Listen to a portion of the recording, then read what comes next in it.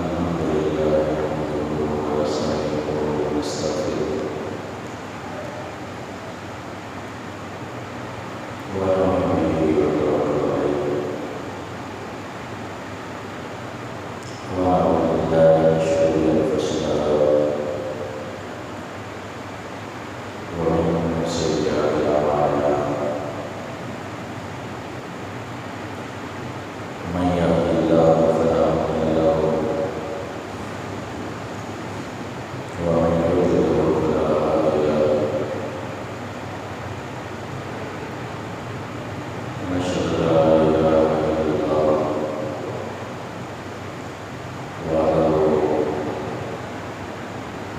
وحده لا شريك له ونشهد ان محمدا عبده ورسوله قال الله تبارك وتعالى في القران المجيد والفرقان الحميد اما بعد فاعوذ بالله من الشيطان الرجيم بسم الله الرحمن الرحيم وإذ أخذ الله ميثاق النبيين لما آتيتكم من كتاب وحكمة ثم جاءكم رسول مصدق لما معكم لتؤمنن به ولتنصرنه قال أقررتم وأخذتم على ذلك إصري قالوا أقررنا قال فاشهدوا وأنا معكم من الشاهدين قال الله تبارك وتعالى في مقام آخر لقد من الله على المؤمنين إذ بعث فيهم رسولا من أنفسهم يتلو عليهم آياته ويزكيهم ويعلمهم الكتاب والحكمة وإن كانوا من قبل لفي ضلال مبين قال الله تبارك وتعالى في مقام آخر قل بفضل الله ورحمته فبذلك فليفرحوا هو خير مما يجمعون قال الله تبارك وتعالى في مقام آخر قد جاءكم من الله نور وكتاب مبين الحمد لله صدق الله العظيم وصدق رسوله النبي الكريم الأمين ونحن على ذلك لمن الشاهدين والشاكرين والحمد لله رب العالمين بلغ الهدى بكماله كشف الهدى بجماله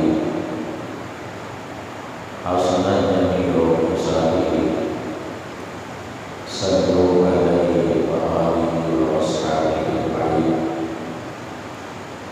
مولانا صل وسلم دائما أبدا على نبيك خير الخلق كلهم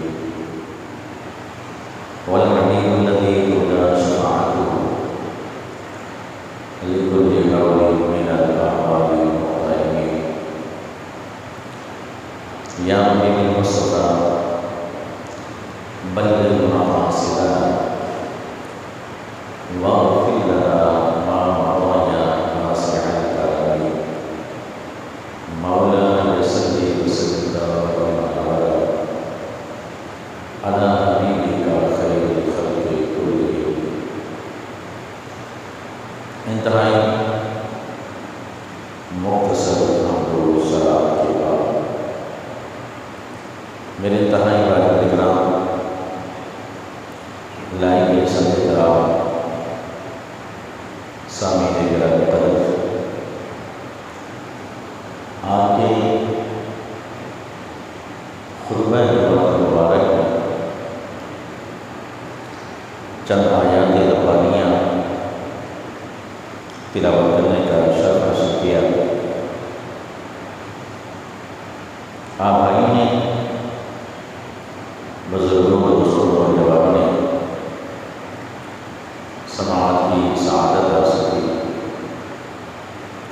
دعا ہے اللہ رب العزت مختصر وقت میں حق گوئی کی توفیق عطا فرمائے۔ اللہ جل کریم سننے سنانے کے بعد ہم سب کو اس پر عمل کرنے کی توفیق عطا فرمائے۔ سامعین کرام، ہم سب کے علم میں ہے یہ ماہ مبارک ربیع الاول اور ربیع النور کے نام سے موسوم ہے۔ اس ماہ مبارک میں تاجدار کائنات صلی اللہ علیہ وسلم کی ولادت و سعادت ہے۔ اس ماہ مبارک کی 12ویں کی شب کو ہم سب کے نبی اکرم نور مجسم تاجدار کائنات صلی اللہ علیہ وسلم کا جنم ہوا، آپ کی ولادت مبارکہ ہوئی۔ اس مہینے کو آمد مصطفیٰ کی نسبت سے بہت بڑی فضیلت حاصل ہے۔ قرآن مجید فرقان حمید خدا کی بہت بڑی نعمت ہے۔ اللہ کا کلام ہم مسلمانوں کے لیے بہت بڑی نعمت ہے۔ جس ماہ مبارک میں قرآن پاک نازل ہوا، شب قدر ماہ رمضان شریف میں علماء نے لکھا اس قرآن پاک کے نزول کی برکت سے اللہ رب العزت نے ماہ رمضان کو فضیلت عطا فرمائی۔ ماہ رمضان یقیناً اس کی بہت بڑی اہمیت ہے، قرآن پاک کی بہت بڑی اہمیت ہے،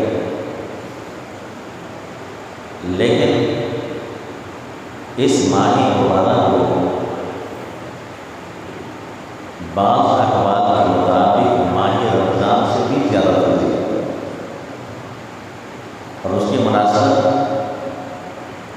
کیونکہ اس میں قرآن نازل ہوا اور اس ماہ مبارک میں صاحب قرآن تشریف آئے۔ اللہ رب العزت نے ہمیں اپنی نعمت کو یاد کرنے کا حکم ارشاد فرمایا۔ ارشاد فرمایا واذکروا نعمت اللہ، تم اللہ رب العزت کی نعمت کو یاد کرو جو تمہارے اوپر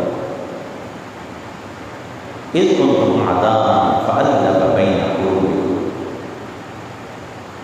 حضور علیہ السلام کی آمد سے پہلے تم ایک دوسرے کے دشمن تھے، ایک دوسرے کے جان و مال کے پیاسے، ان کے خون کے پیاسے تھے۔ فألف بین قلوبکم، اس ذات نے تمہارے قلوب کے اندر محبت کو پیدا کیا۔ فأصبحتم بنعمتہ اخوانا، تم اللہ رب العزت کی نعمت کے بسبب بھائی بھائی بات۔ وَكُنْتُمْ عَلَىٰ شَفَا حُفْرَةٍ مِّنَ النَّارِ، اس سے پہلے تم جہنم کے گڑھے کے کنارے پر موجود تھے۔ فَأَنْقَذَكُم مِّنْهَا، بس اس نے تمہیں بچایا اس سے۔ اسی طرح اللہ تعالیٰ اپنی آیات کو بیان فرماتا ہے لعلکم تہتدون، تاکہ تم لوگ ہدایت یافتہ ہو۔ آج کی اس جمعہ خطبۃ مبارک میں نے جن آیات کو آپ کے سامنے تلاوت کیا ہے، ترتیب اور تسلسل کے ساتھ متعدد مقامات سے، ان آیات کے اندر بھی حضور علیہ السلام کی آمد کا ذکر ہے۔ اسی ماہی مناسبت سے ولادت مصطفیٰ، عظمت مصطفیٰ، رفعت شان مصطفیٰ، میلاد مصطفیٰ کی برکات کو بیان کریں گے۔ اس ماہ مبارک میں حضور نبی کریم مجسم صلی اللہ علیہ وسلم کی ولادت کے حوالے سے اور آپ کے میلاد منانے کے فضائل، مناقب و محاسن کو بیان کریں گے۔ آج سب سے پہلے ہم میلاد مصطفیٰ صلی اللہ علیہ وسلم کی شرعی حیثیت پر گفتگو کریں گے۔ شرعی حیثیت کے اندر آپ کے علم ہونا چاہیے، کسی چیز کی حلت و حرمت کو دیکھنے کے لیے سب سے پہلے جو ہمارے لیے بڑی حجت ہے، دلیل ہے، وہ قرآن مجید کی پابندی ہے۔ اگر ایک مسئلے کا ذکر قرآن مجید فرقان حمید میں مل جائے، ہمیں کسی اور دلائل کی طرف جانے کی ضرورت نہیں۔ ہاں، ان دلائل کی روشنی، ان کی وضاحت، ان کی تفصیل حدیث پاک کے اندر موجود ہے۔ اور اگر کوئی مسئلہ ہمیں قرآن سے نہ ملے، حدیث سے نہ ملتا ہو، ایک تو یہ ہمارا ایمان ہونا چاہیے کہ اس کا یہ مقصد نہیں ہے کہ اس مسئلے کا ذکر قرآن میں موجود نہیں، بلکہ قرآن پاک کے اندر ہر چیز کا ذکر موجود ہے۔ ولا اصغر من ذلک ولا اکبر الا فی کتاب مبین۔ اللہ تعالیٰ فرمائے کہ چھوٹی سے چھوٹی چیز کوئی بڑی سے بڑی چیز نہیں ہوگی مگر اس کا ذکر قرآن میں موجود ہے۔ ولا تظلم ولا یابس الا فی کتاب مبین۔ کوئی خشک سے خشک چیز، تر سے تر چیز نہیں ہوگی مگر اس کا ذکر قرآن مجید میں موجود ہے۔ جس چیز کا وجود کائنات کے اندر موجود ہے اس کا ذکر بھی قرآن پاک میں موجود ہے، اور جس چیز کا ذکر قرآن پاک میں موجود نہیں ہے پھر یقین کر دو کہ اس شے کا وجود بھی کائنات کے اندر موجود ہے۔ قرآن مجید فرقان حمید کے اندر اللہ جل مجدہ کریم نے ارشاد فرمایا، عالم ارواح کے اندر اللہ جل مجدہ کریم نے اپنے حبیب علیہ السلام کی یاد کے لیے، ان کے تذکرہ خیر کے لیے انبیاء کی ارواح کو جمع فرمایا، اور اس چیز کا ذکر قرآن مجید فرقان حمید کے اندر موجود ہے۔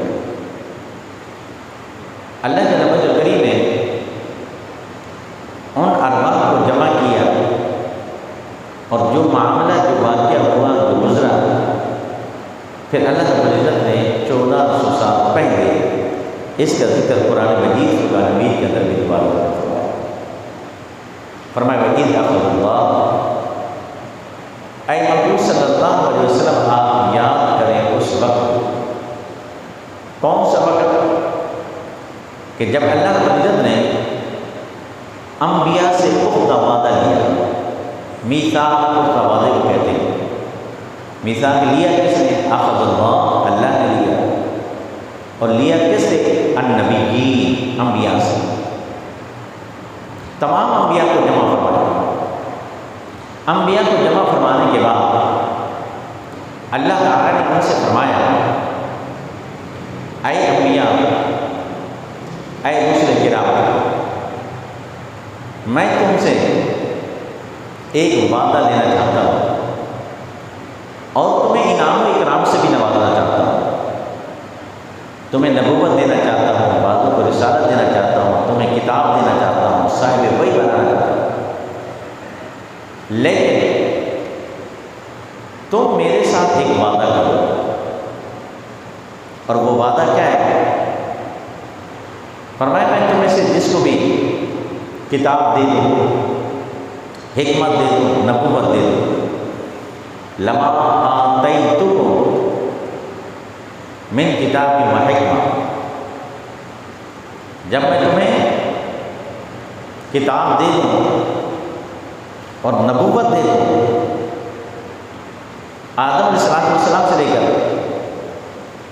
عیسیٰ علیہ السلام تک تمام انبیاء کرام علیہ السلام کی ارواح مبارکہ موجود ہیں۔ اللہ جل وعلا کریم نے ان تمام سے ہی وعدہ لیا کہ جب تمہیں کتاب اور نبوت دے دوں، پھر ثم جاءکم، پھر اس کے بعد تمہارے پاس ایک عظمت والا رسول آئے گا۔ رسول پر جو تنوین ہے وہ تعظیم کی ہے، ایک عظمت والا، ایک وقار والا، ایک شان والا، مصدق لما معکم، وہ پیغمبر ایسا ہوگا جو کچھ تمہارے پاس موجود ہے وہ اس کی تصدیق کرنے والا ہوگا، میں اس کو مصدق بنا کر بھیجوں گا۔ ایک مصدق ہوتا ہے تصدیق کرنے والا، اور ایک ہوتا ہے مصدق جس کی تصدیق کی جائے۔ فرمایا تم جتنے بھی ہو سارے کے سارے مصدق ہو، اور میرا جو پیغمبر آئے گا وہ مصدق بن کر آئے گا۔ اب کرنا کیا ہوگا؟ کس بات پہ وعدہ کرنا؟ لَتُؤْمِنُنَّ بِهِ، کہ تم سارے کے سارے اس پر ایمان لاؤ، وَلَتَنْصُرُنَّ، اور ایمان کے ساتھ ساتھ تم ان کی مدد بھی کرو گے، ایمان بھی لانا اور ان کی معاملت بھی کرنی۔ قَالَ أَقْرَرْتُمْ وَأَخَذْتُمْ عَلَى ذَلِكَ إِصْرِي، أَقْرَرْتُمْ یہاں پر حمزہ استفہامیہ ہے، معنی یہ ہے اللہ تعالیٰ صرف بتانا یہ چاہتا ہے کیا تم ایمان لاؤ گے، تم میرے پیغمبر پر اقرار کرو گے، اس بات کا اقرار کرتے ہو، اس کی مدد کرو گے۔ وَأَخَذْتُمْ عَلَى ذَلِكَ إِصْرِي، یہ ایک بھاری ذمہ داری ہے، یہ ایک بھاری ذمہ داری ہے۔ قَالُوا أَقْرَرْنَا، اب آگے سے انہوں نے کیا جواب دیا؟ اے باری تعالیٰ ہم اقرار کرتے ہیں، ہم اس بات کا اقرار کرتے ہیں، تو ہمیں نبی بنائے گا، رسول بنائے گا، صاحب وحی بنائے گا، صاحب کتاب بنائے گا، ہم اس بات کا اقرار کرتے ہیں کہ جو تو ہمیں وعدہ دے رہا ہے ہم اس پہ پورا ہوتے ہیں۔ قال فاشهدوا، پھر اللہ رب العزت نے اس اقرار کے بعد، اب یہاں بات جو قابل توجہ ہے، یہ جو جلسہ ہو رہا ہے، یہ جو قرآن منعقد ہے، اب آپ اس بات سے سمجھ گئے اس میں ذکر کس کا ہو رہا ہے، کس بات کا ذکر ہے، کس کی آمد کا ذکر ہے، کس ہستی پاک کے آنے کے بارے میں یہ بات ہو رہی ہے۔ تو آپ جانتے ہیں کہ اس سے مراد ہم سب کے نبی آخر الزمان صلی اللہ علیہ وسلم کے حوالے آمد مصطفیٰ کا ذکر ابھی دنیا تو بنایا ہی نہیں تھا، ابھی تو آدم علیہ السلام معرض وجود میں آئے ہی نہیں تھے۔ آدم علیہ السلام مٹی اور پانی کے درمیان میں تھے، دنیا کو نہیں بنایا، حجر و شجر کو نہیں بنایا، برگ و ثمر کو پیدا نہیں کیا، کچھ بھی پیدا نہیں کیا۔ سب سے پہلا کام اللہ رب العزت نے انبیاء کو پیدا فرمانے کا ارادہ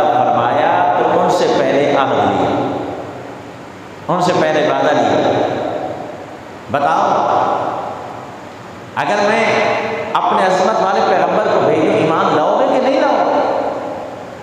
تم ان کے ساتھ معاملت کرو گے کہ نہیں؟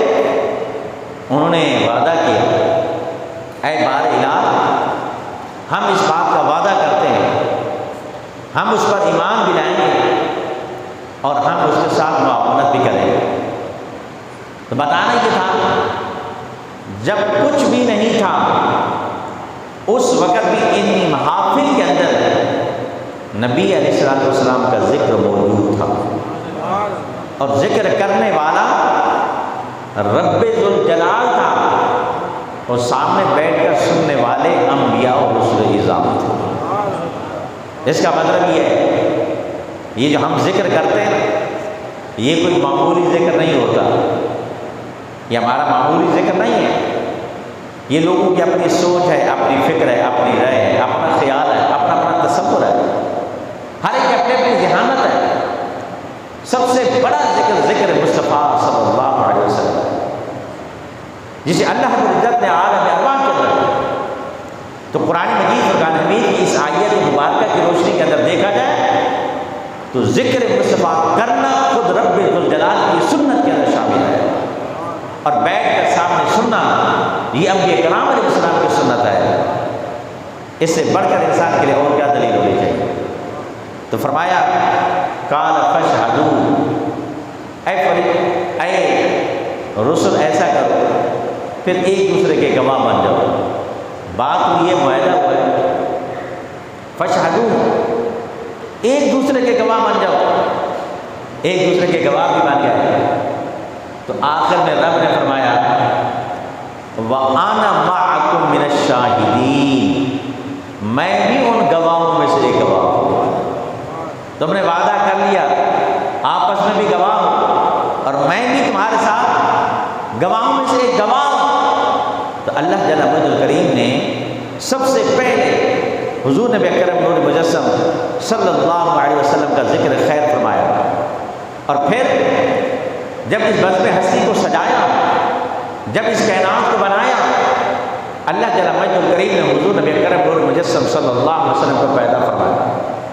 اور جہاں تک پیدائش کی بات ہے، حضور علیہ السلام کی ولادت، آپ جسمانی طور پر دنیا میں جو تشریف لائے وہ آج سے 1400 سال پہلے، لیکن جہاں تک پیدائش کی بات ہے، آقا علیہ السلام کی پیدائش ساری کائنات سے پہلے کی گئی۔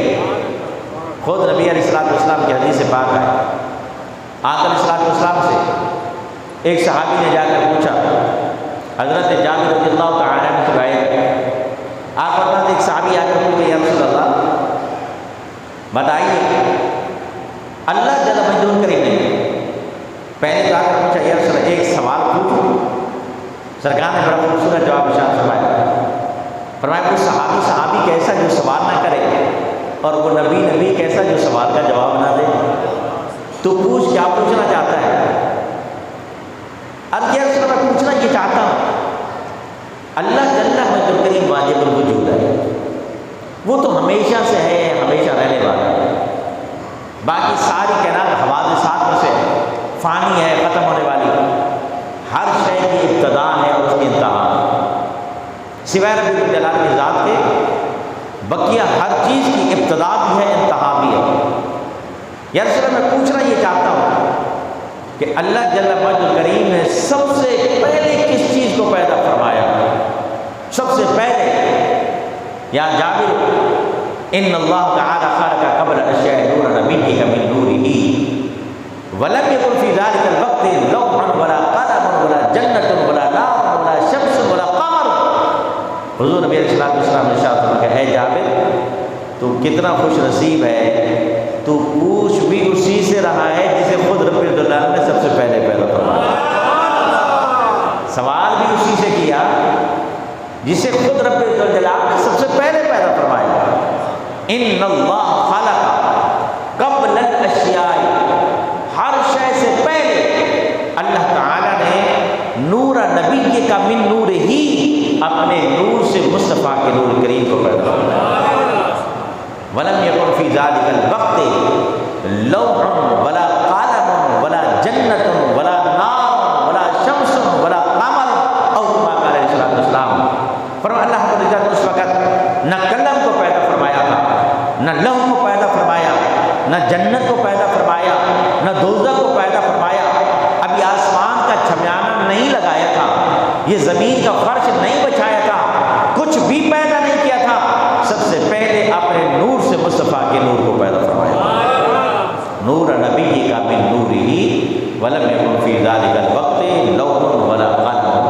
خود تاجدار کائنات صلی اللہ علیہ وسلم نے ارشاد فرمایا یہ نبوت کا اعلان میں نے 40 سال بعد کیا ہے۔ اعلان نبوت 40 سال کے بعد، 40 سال کی ایک عمر ہے، آقا علیہ السلام ان کے ساتھ رہے، ان کے ساتھ اٹھنا بیٹھنا، قوم والی کے ساتھ، برادری کے ساتھ، اپنے خاندان کے ساتھ چلنا پھرنا اٹھنا بیٹھنا، یعنی کہ سب سے پہلے آقا علیہ السلام نے اپنے عملی اور کردار کے طور پہ لوگوں کے سامنے اپنے آپ کو بنوایا تاکہ لوگ میری باتوں پہ نہ رہیں بلکہ میرے کردار سے، میرے امین ہونے سے اور نبی علیہ السلام کی شرافت سے پہلے لوگ متفق ہو جائیں اور اس سے متاثر ہو جائیں۔ نبی علیہ السلام نے ارشاد فرمایا جہاں تک نبوت کی بات ہے، کنت نبیا وآدم بین الماء والطین، آدم علیہ السلام پانی اور مٹی کے درمیان تھے، فرمایا کہ میں اس وقت بھی نبی تھا۔ کنت نبیا وآدم بین الروح والجسد، آدم علیہ السلام آپ کا جسد خاکی مٹی سے بنایا گیا، پانی سے بنایا گیا، اور آپ کے جسد خاکی کے اندر ابھی روح کو نہیں پھونکا گیا، میں اس وقت بھی نبی تھا۔ کنت نبیا وآدم بین الماء والطین، کنت نبیا وآدم بین الروح والجسد، اس طرح اس وقت بھی میں نبی تھا، آدم علیہ السلام کو پیدا نہیں کیا۔ پھر آقا علیہ السلام کی ولادت مبارکہ ہوئی، اعلان نبوت نہیں ہوا، اعلان نبوت نہیں ہے، لیکن آقا علیہ السلام کی ولادت سے زمین کو بھی خوشی ہوئی، حجر کو بھی خوشی ہوئی، برق کو بھی خوشی ہوئی، درختوں کو خوشی ہوئی، جانور خوش ہو گئے، موسم بہار ہو گیا۔ آمد مصطفیٰ کے ساتھ اللہ رب العزت نے ولادت مصطفیٰ کے صدقے سے پوری دنیا کے اندر جتنے بچے پیدا ہو رہے تھے اللہ تعالیٰ نے سب کو بیٹے کی نعمت سے بڑا فرمایا، اور اللہ رب العزت نے 40 سال کے بعد جب اعلان نبوت ہوا، 40 سال کے بعد اللہ رب العزت نے قرآن کی نعمت سے مالا مال فرمایا۔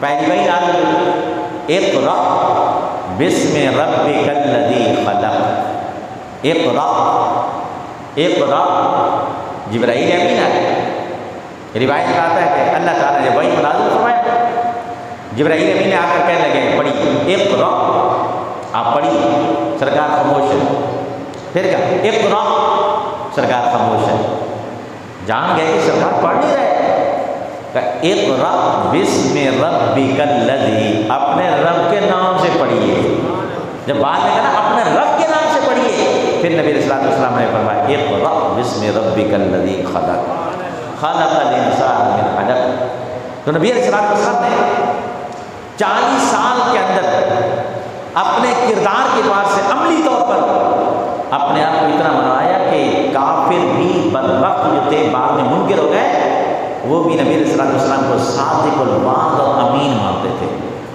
آج تو دنیا کہتا ہے نا، ہر بندہ اپنے آپ کو صادق الوعد کہتا ہے، اپنے آپ کو امین کہتا ہے، دلائل پہ دلائل، دلائل پہ دلائل، میں صادق ہوں، میں امین ہوں۔ وہ صادق الوعد اور امین ایسے تھے کہ اپنے نہیں بلکہ جو پرائے تھے، اغیار تھے، وہ بھی نبی علیہ السلام کو صادق الوعد اور امین مانتے تھے، وہ بھی صادق الوعد اور امین مانتے تھے۔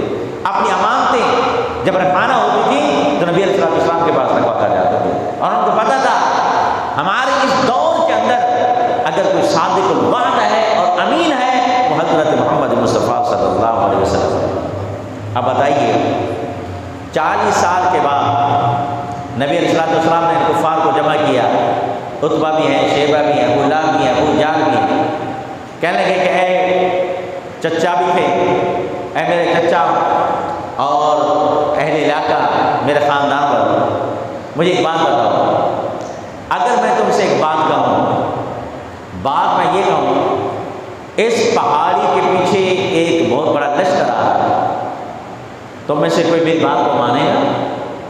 سب نے کہا بالکل ہم مانیں گے، اس لیے کہ ہم نے یہ سنا ہے، اپنی آنکھوں سے دیکھا، کانوں سے سنا، آج تک آپ نے کبھی زندگی میں جھوٹ نہیں ہم نے آپ کی 40 سال لائف کے اندر، کوئی بندہ کسی کے ساتھ 4 سال 5 سال 10 سال زندگی گزار لیتا ہے تو انسان کے کردار کا، چال چلن کا، اٹھنے بیٹھنے کا، طور طریقے کا اندازہ ہو جاتا ہے۔ اگر کوئی 20 سال گزارتے تو اندازہ ہے، تو یہاں 10 سال نہیں، 20 سال نہیں، 40 سال کا عرصہ ہے۔ 40 سال سے لوگ کیسے پہچاننے لگے؟ سرکار نے فرمایا تم یہ مانتے ہو کہ میں جو کہتا ہوں سچ کہتا ہوں، تو پھر تم اس بات کے لیے تیار ہو جاؤ، اللہ رب العزت نے مجھے اپنا نبی آخر الزمان بنا کر دنیا کے اندر دیا، میں اعلان نبوت کرتا ہوں، اللہ وحدہ لا شریک ہے اور میں اس کا پیارا نبی ہوں، تمہارے پر لازم ہے کہ تم کہو لا الہ الا اللہ محمد رسول اللہ صلی اللہ علیہ وسلم۔ 40 سال تک تو مانتے رہے، 40 سال تک امین بھی تھے، صادق الوعد بھی مانتے تھے، امین بھی مانتے تھے، لیکن جب یہ دیکھا یہ بات بالکل ہمارے مزاج کے خلاف ہے، یہ ہمارے عقائد کے خلاف ہے، تو یکسر برا بھلا کہنے کے علاوہ اور کچھ نہ کہا۔ اے بھتیجے، ہمیں اس لیے بلایا تھا، ہمیں یہاں پر آپ نے سب کے سامنے ذلیل و رسوا کرنے کے لیے بلایا، ہم یہ بات ماننے کے لیے تیار نہیں ہیں۔ باقی ہر بات تو پتہ یہ چل گیا، وہ مانتے تو تھے کہ اللہ کے سچے رسول ہیں، لیکن ان کے اندر جو ایک بغض تھا، ایک اناد تھا، جو ایک تکبر تھا، اور ان کو پتہ تھا اگر ان کو نبی مانتے ہیں ان کا مقام اونچا ہو جائے گا، ہماری چدراہٹ، ہماری سرداری، ہمارا نام یہ سب ختم ہو جائے گا۔ حالانکہ ان کو یہ پتہ نہیں تھا کہ جو بندہ اب ان کی غلامی میں آئے گا، ان کے جو غلام ہو گئے وقت کے امام ہو گئے، ان کو یہ نہیں پتا کہ ان کے سچے کی غلامی کے اندر آنے میں اللہ رب العزت انسان کے اندر وہ مقام عطا فرماتا ہے کہ ان بندوں کا ذکر بھی قرآن مجید فرقان حمید کے اندر فرماتا ہے۔ 40 سال کے بعد قرآن پاک نازل ہوا، 40 سال کے بعد، اب 40 سال کے بعد جو قرآن پاک نازل ہوا یہ خدا کی بڑی نعمت ہے۔ یہ کیا ہے؟ خدا کی بہت بڑی نعمت ہے، اس کا کوئی انکار تو نہیں نہ کر سکتا، مسلمان ہونے کے ناطے سے تو کوئی نہیں کر سکتا کہ قرآن بہت بڑی نعمت ہے۔ اللہ رب العزت نے ہمیں ارشاد فرمایا لئن شکرتم لازیدنکم، اے میرے بندو اگر تم میری نعمت پر شکر کرو گے میں اپنی نعمتیں اور بڑھا دوں گا۔ تو اللہ رب العزت نے ہمیں اپنی نعمت کو یاد کرنے کا حکم ارشاد فرمایا۔ قرآن مجید فرقان حمید کی آیت کریمہ کو میں نے آپ کے سامنے تلاوت کیا، فرمایا وَاذْكُرُوا نِعْمَتَ اللَّهِ، اللہ رب العزت کی جب نعمت ہے نا اس کے اندر ہمیں 3 طرح کا حکم ہے۔ سب سے پہلے یہ ہے، فرمایا وَاذْكُرُوا نِعْمَتَ اللَّهِ، اللہ کی نعمت کو یاد کرو، اللہ کی نعمت کو یاد کرو، اللہ کی نعمت کو یاد کرو۔ یہ خدا کی نعمت ہے، ہوا خدا کی نعمت ہے، پانی خدا کی نعمت ہے، بے شمار نعمتیں ہیں اللہ کی۔ نعمتیں کتنی ہیں رب کی؟ خود وہ ارشاد فرماتا ہے وَإِن تَعُدُّوا نِعْمَتَ اللَّهِ لَا تُحْصُوهَا، تم میری نعمتوں کو شکر ادا کرنا تو بہت دور کی بات ہے، اگر تم میری نعمتوں کو شمار کرنے بیٹھ جاؤ تو تم میری نعمتوں کو شمار نہیں کر سکتے۔ یہاں تک کہ فرمایا یہ جو سمندر ہے نا، سمندر کا دوسرا کنارہ آج تک کہتے ہیں کسی نے نہیں دیکھا، دوسرا کنارہ کسی نے نہیں دیکھا۔ فرمایا یہ سمندر، اس کے اندر سبعۃ ابحر ما نفدت کلمات اللہ، جو سمندر ہے نا قرآن پاک فرما رہا ہے، میں نہیں کہہ رہا، 7 سمندر اور جمع کر لو، 7 سمندر اور جمع کر لو، اور دنیا کے اندر جتنے بھی درخت ہیں ساری دنیا کے درختوں کو جمع کر کے ان کے قلم بنا دو، لکھنے کے لیے قلم بنا دو، اور اللہ کی جتنی بھی مخلوق ہے انسانوں کو بھی ملا لو، حیوانوں کو بھی ملا لو، نوری فرشتی جماعتوں کو بھی ملا لو، ملائکہ کو بھی ملا لو، اور بیٹھ کر اللہ کی نعمتیں لکھو کہ خدا کی نعمتیں ہیں کتنی۔ فرمایا ما نفدت کلمات اللہ، یہ سمندر ختم ہو جائے گا، قلم ختم ہو جائیں گے، مخلوق ختم ہو جائے گی، تم اللہ کی نعمتوں کو شمار ہی نہیں کر سکتے۔ اللہ کی نعمتوں کو شکر ادا کرنا تو دور کی بات ہے، تم خدا کی نعمت کو شمار ہی نہیں کر سکتے، شمار نہیں کر سکتے، لیکن بڑی بڑی نعمتوں کو جو سامنے ہیں ان کو دیکھ کر اللہ کا شکر تو ادا کرنا چاہیے۔ تو اللہ کے شکر کے 3 صورتیں قرآن مجید نے فرمائی۔ سب سے پہلے جو فرمایا وَاذْكُرُوا نِعْمَتَ اللَّهِ عَلَيْكُمْ، ایک بات یہ کہ جو خدا کی نعمت تمہارے پاس پہنچے، خدا کی نعمت ہو اس کو ذکر کرو۔ اب بتاؤ یہ قرآن پاک خدا کی نعمت ہے کہ نہیں؟ ماہ رمضان کا مہینہ خدا کی نعمت ہے، آپ نماز پڑھنے کے لیے، یہ خدا کی نعمت ہے۔ مسجد میں بیٹھے ہیں، یہ خدا کی نعمت ہے۔ رب نے ہمیں انسان بنایا، اشرف المخلوقات میں سے بنایا، یہ خدا کی نعمت ہے۔ انسان تو بے شمار ہے، کافر بھی ہے، مشرک بھی، عیسائی بھی ہے، یہودی بھی ہے، پھر اس کے اندر ہم سے بڑھ کر ہمیں ایمان کی دولت سے مالا مال فرمایا، یہ خدا کی نعمت ہے۔ ایمان کے دعوے دار بھی ہزاروں ہیں، ایمان کے دعوے دار اور ایمان کے لباس کے اندر بھی کچھ لوگ غصاق رسول ہیں۔ اللہ رب العزت نے ہمیں ایمان کی دولت کے ساتھ ساتھ سچا پکا عاشق رسول بنا، یہ خدا کی نعمت ہے۔ یہ ساری خدا کی نعمتیں ہیں۔ تو جب یہ خدا کی نعمتیں ہیں، رب نے فرمایا میری نعمتوں کو ذکر کیا کرو۔ تو جب یہ نعمت ہے، قرآن بھی نعمت ہے، تو جو صاحب قرآن ہے وہ نعمتوں میں سے سب سے نعمت اکبر ہے۔ یہ ساری نعمتیں ہیں، ان سب نعمتوں کو ہم یاد کریں۔ یہ نماز خدا کی نعمت ہے، ہماری اولاد خدا کی نعمت ہے، ہماری جان خدا کی نعمت ہے، ایمان یہ خدا کی نعمت ہے، یہ ساری خدا کی نعمتیں ہیں۔ ہمیں حکم ہے ان نعمتوں کو یاد کرو، اور ان نعمتوں میں سے اگر کوئی نعمت کبریٰ ہے، جو سب سے بڑی نعمت ہے، وہ تاجدار کائنات صلی اللہ علیہ وسلم کا وجود مسعود ہے۔ ہر نعمت کو یاد کریں، جو بڑی نعمت کی بات ہے تو اس کو بھول جائیں تو پھر کیا ہوگا؟ کس چیز کو یاد کرو گے؟ قرآن پاک فرما رہا ہے، میں نہیں کہہ رہا میری بات ہوئی آپ کو حق حاصل ہے، رد کر سکتے ہو، لیکن یہ بات نہیں رد کر سکتے کہ میں اپنی طرف سے نہیں کہہ رہا، قرآن کہہ رہا ہے۔ وَاذْكُرُوا نِعْمَتَ اللَّهِ، آل عمران سورہ 4 پارہ اٹھا کر دیکھیں، رب فرماتے ہیں وَاذْكُرُوا نِعْمَتَ اللَّهِ عَلَيْكُمْ، اللہ کی جو نعمتیں ہیں تمہارے پر ان کو یاد کرو۔ ایک مقام پر تو حکم ہے کہ نعمتوں کو یاد کرو، اور ایک مقام پہ رب ذوالجلال ارشاد فرماتا ہے وَأَمَّا بِنِعْمَةِ رَبِّكَ فَحَدِّثْ، اللہ کی رب کی نعمتوں کا خوب چرچا کرو۔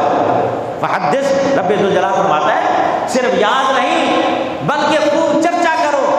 اور ایک تیسرے مقام، ایک اور تیسرا طریقہ رب ذوالجلال، یاد کرنا یہ الگ ہے، پھر اس کے اندر چرچا کرنا الگ ہے۔ پھر رب ذوالجلال نے ایک اور مقام پہ 11ویں پارے میں ارشاد فرمایا قل بفضل اللہ وبرحمتہ فبذلک فلیفرحوا، قرآن پاک فرماتا ہے اے محبوب صلی اللہ علیہ وسلم آپ فرما دیجیے اللہ کے فضل پر، اللہ کی رحمت پر، جب تمہارے پاس کوئی خدا کا فضل ہو، خدا کی رحمت ہو، فَبِذَلِكَ فَلْيَفْرَحُوا، اس خدا کے فضل اور اس خدا کی رحمت کے سبب تمہیں چاہیے کہ فَلْيَفْرَحُوا، خوشیاں منایا کرو۔ اللہ رب العزت نے ہمیں خوشیاں منانے کا حکم ارشاد فرمایا۔ تو میں پہلے یہ بتا رہا ہوں، اللہ رب العزت نے ہر نعمت کا ذکر کیا، نعمت کے متعلق فرمایا کہ تم میری نعمتوں کو شمار نہیں کر سکتے، لیکن جو بھی تمہارے سامنے ہیں ان کو یاد تو کرو، ان کا ذکر تو کرو، اور یہ یاد کرو۔ مجھے بتاؤ، خدا کی نعمت ہے، خدا کی نعمت کو یاد کرنے کا مقصد کیا ہوتا ہے؟ خدا کی نعمت کو یاد کرنے کا معنی کیا ہوتا ہے؟ مطلب یہ نہیں ہے ہوا خدا کی نعمت ہے، بس یہ نہیں۔ اس نعمت کو یاد کرو گے، اس نعمت کے یاد کرنے کے بعد تمہیں خود رب ذوالجلال یاد آئے گا کہ وہ کتنا منعم حقیقی ہے، اس نے کتنا تمہارے اوپر انعام کیا ہے۔ انسان کی یہ ہوا ہے، سانس ہے، چل رہا ہے نا، ایک لمحے کے لیے دل کی دھڑکن رک جائے، ایک لمحے کے لیے، اب آپ اندازہ کریں تو انسان کی حالت غیر ہو جاتی ہے، انسان کی کیفیت تبدیل ہو جاتی ہے۔ اب ایک دھڑکن رکی، خدا کی ایک نعمت کے اندر ہمارے پاس کمی آئی تو انسان کی طبیعت غیر ہو گئی، انسان کا مزاج پریشان ہو گیا۔ تو فرمایا رب ذوالجلال نے جب میری نعمتوں کو یاد کرو گے تو میری نعمتوں کے ساتھ یقیناً تم مجھے بھی یاد کرو گے، اور جب مجھے یاد کرو گے، میری نعمتوں کو یاد کرو گے، پھر اس کا فائدہ کیا ہوگا؟ یقیناً تم میری عبادت کرو گے، میری یاد کے اندر تم شکرانہ ادا کرو گے۔ ہم اللہ کا شکر ادا کرتے ہیں، اللہ کا، اور شکر جو ہوتا ہے نا، علماء نے لکھا کہ شکر 3 قسم پر ہوتا ہے، ایک ہوتا ہے شکر باللسان، ایک ہوتا ہے شکر بالجنان، اور ایک ہوتا ہے شکر بالارکان۔ ایک زبان سے شکر ہوتا ہے، یا اللہ تیرا بہت بڑا شکر ہے، یہ بھی شکر ہے، اور ایک ہے ہم زبان سے کچھ نہیں کہہ رہے لیکن تعظیماً عظماً دل کے اندر ہمیں اس بات کا احساس ہے کہ خدا کی جو بھی نعمت ہے خدا کا بہت بڑا شکر ہے۔ اور ایک ہوتا ہے شکر بالارکان، شکر بالارکان کا مطلب یہ ہوتا ہے اپنے ارکان کے ساتھ، اپنے اعضاء کے ساتھ، اپنے جوارے کے ساتھ اللہ کی بارگاہ میں کھڑے ہو کر نماز پڑھو، نفل ادا کرو، اللہ کی بارگاہ میں سر پر سجود ہو جاؤ، یہ خدا کی نعمتوں کو شکر کرنے کا ایک بہترین طریقہ ہے۔ اب بات آئیے، اب دیکھیے رب ذوالجلال نے کتنی نعمتیں ہمیں عطا کی۔ میں دوبارہ اپنے موضوع کی طرف آنا چاہوں گا، کتنی نعمتیں؟ یہ آپ نے سن لیا، یہ آپ نے پڑھ لیا کہ رب ذوالجلال نے جتنی ہمیں نعمتیں دی ہیں نا، ہم ان کو شمار نہیں کر سکتے.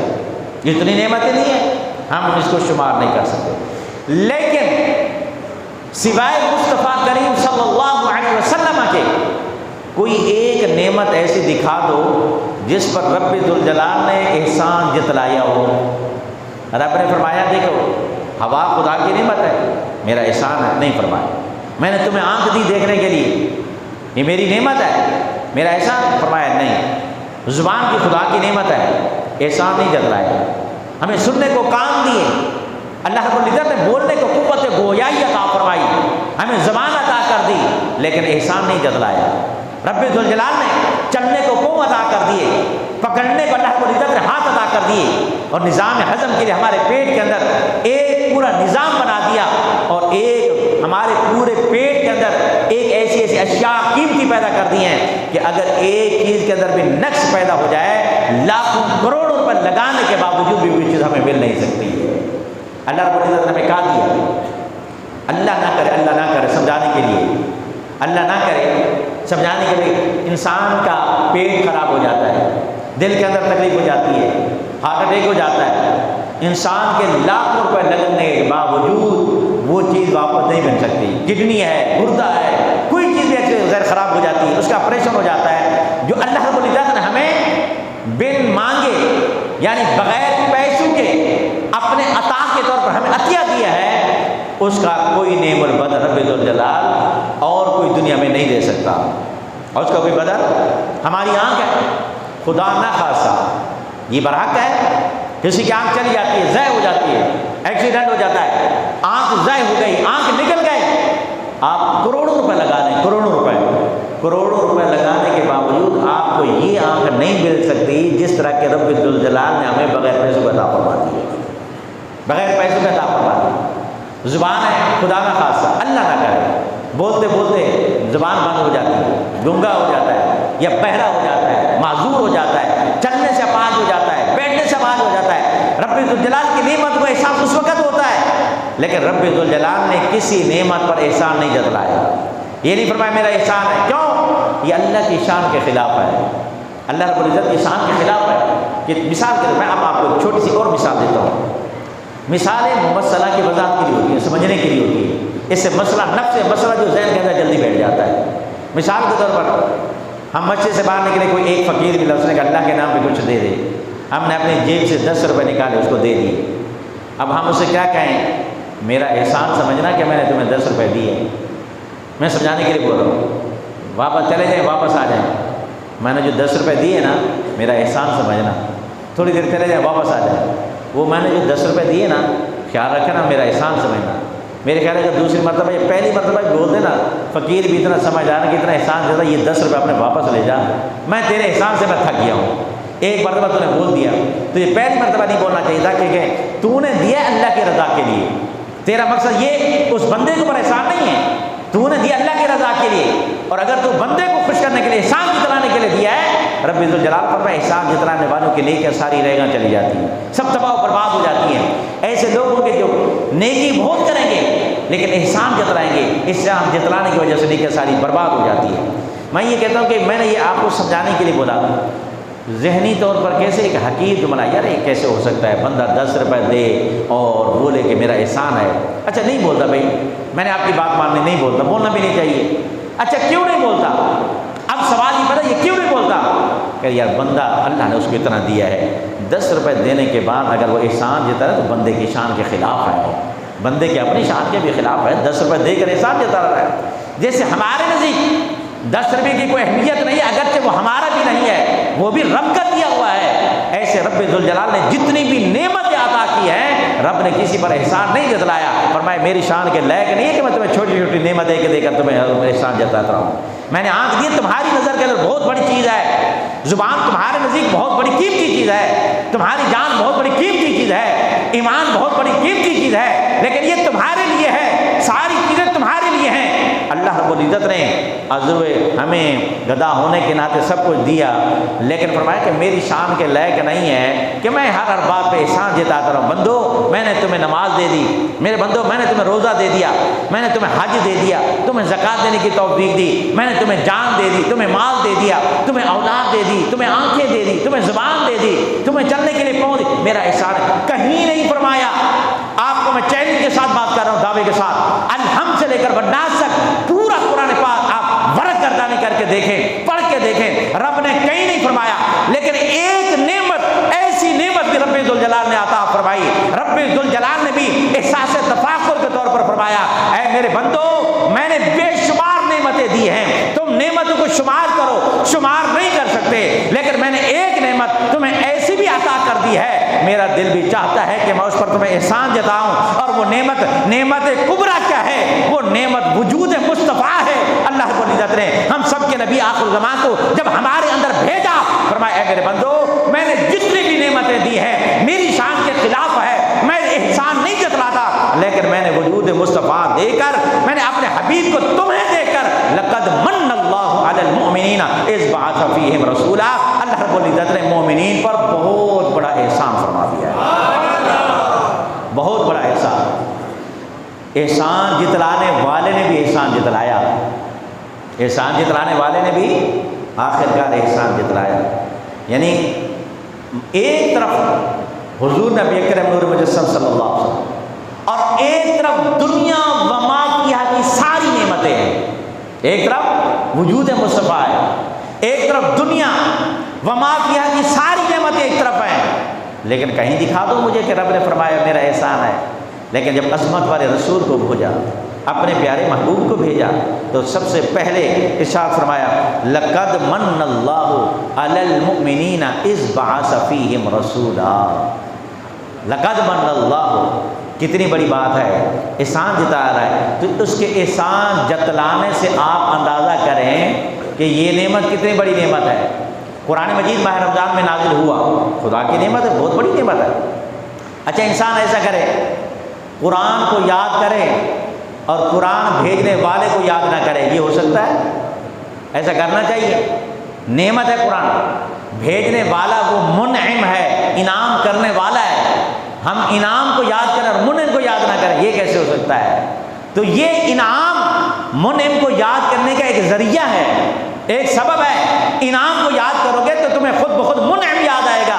تو فرمائے یہ خدا کی نعمت ہے۔ جب ماہ رمضان کا مہینہ آتا ہے، ماہ رمضان کے اندر عظمت قرآن کے حوالے سے، جشن نزول قرآن کے حوالے سے تقاریب کا سلسلہ ہوتا ہے، ہر جگہ پر جشن نزول قرآن، ہاں جی، قرآن پاک کے نازل ہونے کا جشن مناتے ہیں، قرآن پاک کے نازل ہونے کا جشن بھی کیوں کر رہے ہو ایسا؟ فرمایا خدا کی نعمت ہے، بہت بڑی نعمت ہے۔ میں پوچھنا چاہتا ہوں قرآن بڑی نعمت ہے یا صاحب قرآن بڑی نعمت ہے؟ قرآن یقیناً بڑی نعمت ہے، لیکن اس سے بھی بڑھ کر صاحب قرآن خدا کی بڑی نعمت ہے۔ جب قرآن کی نعمت پر جشن نزول قرآن منانا جائز ہے، باعث ثواب ہے، باعث اجر ہے، آمد مصطفیٰ پر جشن آمد مصطفیٰ منانا بھی یہ باعث ثواب بھی ہے، باعث اجر بھی ہے، اور خدا کی رحمت کا قرب کا ایک ذریعہ بھی ہے۔ یہ ولادت مصطفیٰ کا مہینہ ہے، ہر ایک پر لازم ہے۔ ہمارا بچہ پیدا ہو، جب ولادت کا دن ہے، یوم پیدائش، آج برتھ ڈے ہے، طرح طرح کے ڈشیں بناتے ہیں، طرح طرح کے کھانے بناتے ہیں جی، اور ان کو سجاتے ہیں، بناتے ہیں، بناوٹ ہے۔ تو جب نبی علیہ السلام کی آمد ہو، وہ ہماری اولاد سے بھی زیادہ، ہماری جان سے بھی زیادہ، ہمارے ماں باپ سے بھی زیادہ وہ ہمیں عزیز ہے، تبھی تو ہمارا ایمان ہوگا۔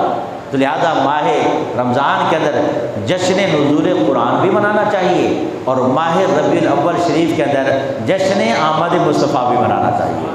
لیکن ایک بات شرعی طور پر میں یہ کہا کرتا ہوں، ضروری ہے، چراغا کرو، اللہ نے جتنا دیا ہے رزق حلال میں سے کرو، رزق حرام کے اسباب اس کے اندر نہ لگاؤ۔ اس کے اندر ہر ماہ ربیع الاول شریف کے اندر میں جھنڈیاں، چراغاں، روشنیاں کرنے پر زور بھی دیتا ہوں، اور ساتھ ساتھ اس بات پر میں تائید بھی کرتا ہوں تاکہ قیامت کے دن ہم مجرم نہ رہیں، بچے رہیں۔ ایسا نہیں ہے چوری کا کنڈا لگا دیا، چوری کے کنڈے لگا لگا کر آمد مصطفیٰ کی خوشی منا رہے ہیں، اور حرام ذرائع سے آمدنی کا ذریعہ بنا کر لنگر بنوا دیا۔ ہر انسان کے اگر جو حرام ذرائع ہیں تو اس کے کوئی نہ کوئی حلال ذرائع بھی ہوتے ہیں، ان حلال ذرائع سے آمد مصطفیٰ منانی چاہیے، میلاد مصطفیٰ منانا چاہیے۔ اور آمد مصطفیٰ کے اندر مثال کے طور پر یہ اسپیکر چل رہا ہے، کہیں آپ میلاد منا رہے ہیں، برابر میں اگر تکلیف کے اندر ہے، کوئی پریشان ہے، کوئی فوت کی ہوگی ہے، آپ تھوڑا ڈیلے کر لو، کسی کو تکلیف نہ پہنچاؤ، کسی کو اذیت نہ پہنچاؤ۔ اب ہمارے لوگ جو ایسے کرتے ہیں، بہت سارے لوگ کہ شریعت کے معاملے کو نہیں دیکھتے، یعنی محبت کے اندر جنون اس قدر ہو جاتا ہے، وہ اس قدر آگے نکل جاتے ہیں، شریعت کو پس پش ڈال دیتے ہیں، اور آپ لوگوں کی چھوٹی چھوٹی حرکات و سکنات سے علماء کو جواب دینا پڑ جاتا ہے، اور ان کے اوپر اعتراض کر کے آمد مصطفیٰ کے اوپر اعتراض ہوتا ہے، آمد مصطفیٰ کے اوپر، میلاد مصطفیٰ پر۔ میلاد مصطفیٰ انشاءاللہ تعالی آئندہ جمعۃ المبارک ہم بیان کریں گے۔ یہ صحابہ کرام، تابعین، تبع تابعین، ائمہ مجتہدین، محدثین، مفسرین رضوان اللہ تعالی علیہم اجمعین، یہ سارے مناتے آئے ہیں، یہ سارے مناتے ہیں۔ کوئی بھی ایسا نہیں ہے کہ جس نے کسی دور کے اندر 14ویں صدی چل رہی ہے، کسی ایک صدی کے اندر کوئی لوگ تو کہتے ہیں کہ یہ صحابہ کرام نے منایا، بات کر کے بات کو ختم کر دیتے ہیں نا۔ انشاءاللہ آئندہ جمعۃ المبارک کو میں اس بات پر وضاحت کروں گا کہ ہاں، خود تاجدار کائنات نے بھی منایا ہے، رب ذوالجلال نے بھی منایا ہے، تمام انبیاء نے منایا، صحابہ نے منایا، تابعین نے، تبع تابعین نے، تمام ائمہ مجتہدین نے، محدثین نے، مفسرین نے، تمام اولیاء نے منایا، اور یہی طریقہ کار آج مسلمانوں تک رائج ہے، اور انشاءاللہ قیامت تک اسی طرح رائج رہے گا، ہم رہیں یا نہ رہیں۔ ولادت مصطفیٰ کی خوشی انشاءاللہ قرآن نے فرمایا وَلَلْآخِرَةُ خَيْرٌ لَكَ مِنَ الْأُولَىٰ، پہلے سے بھی کی زیادہ ہر سال سے بڑھتی چلی جائے گی۔ اور آپ دیکھیں غربت بھی ہے، بدحالی بھی ہے، افلاس بھی ہے، سب کچھ ہونے کے باوجود رب ذوالجلال کا یہ کرم ہے کہ ہر سال سے بڑھ کر ولادت مصطفیٰ کی خوشی ہوتی ہے۔ آپ لوگ میں سے جس کے پاس جو بھی ہو 1 روپیہ رزق حلال میں سے میلاد کے اندر ملائے۔ میلاد کے حوالے سے ایک اعلان بھی آپ سماعت کر لیں۔